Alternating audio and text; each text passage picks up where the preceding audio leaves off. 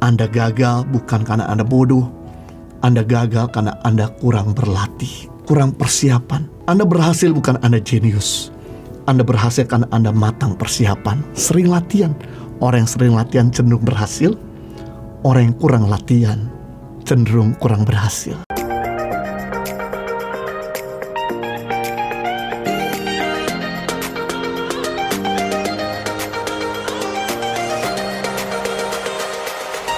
Yang keempat, buah dari perjanjian baru punya arti tetap produktif di masa yang sukar.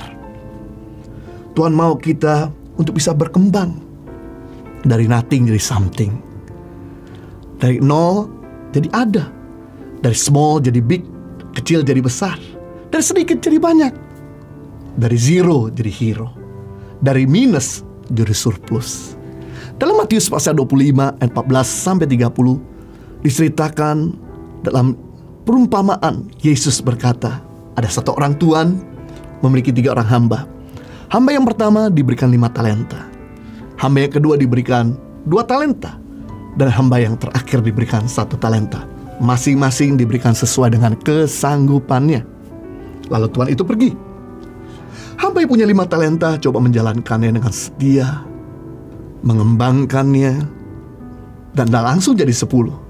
Bertahap, 6 dulu, 7, 8 talenta, 9 talenta, jadi 10 talenta. Karena sesuatu yang banyak dimulai dari yang sedikit. Sesuatu yang besar dimulai setia mengerjakan yang kecil. Hamba yang punya 2 melakukan hal yang sama juga. Dia mengerjakan dengan setia, dengan sungguh-sungguh, dan kemudian berkembang dan produktif menjadi 3 dan 4. Satu gambaran di mana pelipat gandaan tidak terjadi dari kita minta-minta. Pelipat gandaan terjadi ketika kita setia mengerjakan yang ada di tangan kita. Hamba yang punya 1 kemudian menjalankannya. Dia stuck, dia gak berhasil, dia gak setia terhadap tekanan yang dihadapinya untuk terus maju. Akhirnya komplain, dia ngoceh, ngomel-ngomel, bandingkan dirinya dengan yang lain. Kenapa temanku diberi 5? Kenapa temanku diberi 2? Sedangkan aku 1? Nggak adil. Padahal 1 talenta itu beratnya 34 kg atau disamakan dengan 6.000 dinar. Nilainya 420 juta. Jadi tuannya memberikan yang terbaik. Walaupun diberikan sesuai dengan kesanggupan, tapi dia tidak berikan yang ecek-ecek. Yang diperlu lakukan adalah mengembangkannya. Nah, ketika hamba ini nggak mengembangkan, akhir dia mengubur kemampuannya. Tiba waktunya Tuhan itu datang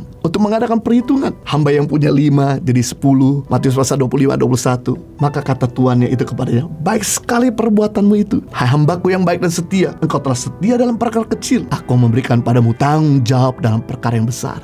Perkara besar tidak datang dari kita minta-minta. Perkembangan dan produktivitas didapatkan ketika tekun, setia mengerjakan yang terbaik dengan apa yang ada kita miliki. Hamba yang kedua berkembang jadi 4 talenta. Tuhan itu berkata dalam Matius 25-23. Maka kata tuannya kepada hambanya, baik sekali perbuatanmu itu, hai hambaku yang baik dan setia. Engkau telah setia memikul tanggung jawab dalam perkara kecil, aku memberikan kepadamu tanggung jawab dalam perkara yang besar. Masuklah dan turutlah kebahagiaan Tuhanmu. Luar biasa. Namun hamba yang 1 ketika ketemu sama tuannya ini, dia tetap menyodorkan 1 talentanya. Langsung Tuhan ini berkata dalam Matius pasal 25 ayat 26 dan 27, hai hambaku yang jahat dan malas, yang gak mau produktif. Dan kemudian dipanggilnya algojo, dicampakkan hamba yang tidak berguna itu dalam kegelapan paling gelap. Di sanalah terdapat ratapan dan kertakan gigi. Satu gambaran, Tuhan mau kita berbuah, Tuhan mau kita produktif. Ingat, Anda gagal bukan karena Anda bodoh. Anda gagal karena Anda kurang berlatih, kurang persiapan. Anda berhasil bukan Anda jenius. Anda berhasil karena Anda matang persiapan, sering latihan. Orang yang sering latihan cenderung berhasil. Orang yang kurang latihan cenderung kurang berhasil. Jadi kita melihat di sini hal yang luar biasa. Ada 3 tujuan Tuhan memberikan kepada kita kemampuan. Yang pertama, tujuan Tuhan memberikan talenta dan kemampuan agar kita bisa mencari nafkah. Dan karena kita dagang, talenta kita dagang, kita bisa mencari nafkah. Dengan talenta kita desain, kita bisa mencari nafkah. Dengan talenta kita communication, bahasa, IT, komputer, kita bisa mencari nafkah. Yang kedua, tujuan Tuhan memberikan kemampuan agar kita gak perlu jadi benalu, agar kita jangan peminta-minta. Untuk sementara waktu is okay, kita masih disupport orang tua karena masih sekolah. Untuk sementara waktu is okay, kita masih support orang lain mungkin karena kita baru saja bangkrut. Tapi bukan untuk selamanya kita bergantung sama mereka. Itu sebabnya Tuhan memberikan pada kita talenta agar kita bisa berdiri di atas kaki kita sendiri. Yang ketiga, tujuan Tuhan memberikan kemampuan dan talenta agar kita bisa jadi berkat buat orang lain. Dengan kalau saudara nyanyi, talenta saudara main musik, saudara bisa melayani Tuhan dan memberkati yang lain. Dan karena saudara dagang, saudara bisa ngajari orang, menciptakan lapangan pekerjaan. Dengan karena saudara IT, komputer, bahasa, saudara bisa ngajari orang, akhirnya orang tersebut bisa punya posisi lebih baik. Apa yang terjadi? Kalau talentamu dikembangkan, produktif di masa pandemik ini, maka yang terjadi nafkahmu semakin banyak. Engkau bisa makin berdiri di atas kakimu sendiri, dan engkau bisa jadi berkat buat banyak orang. Jadi kita belajar hari ini makna dari buah kehidupan dalam perjanjian baru. Yang pertama punya arti perubahan hidup, yang kedua menjadi saluran berkat, dan yang ketiga menjangkau jiwa-jiwa yang belum diselamatkan, dan yang keempat tetap produktif di masa yang sukar. Tuhan Yesus memberkati.